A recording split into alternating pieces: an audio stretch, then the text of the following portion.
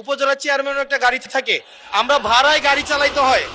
আমাদেরকে যদি আমরা লজ্জায় এটা বলতে পারি না, আমরা এটা লজ্জায় কোথাও বলতে পারি না।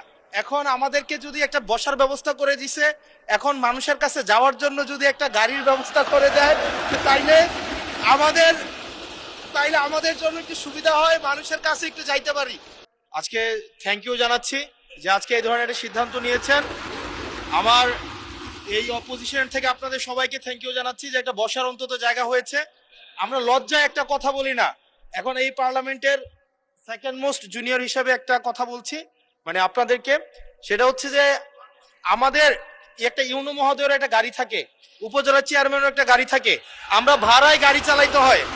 আমাদেরকে যদি আমরা লজ্জায় এটা বলতে পারি না, আমরা এটা লজ্জায় কোথাও বলতে পারি না।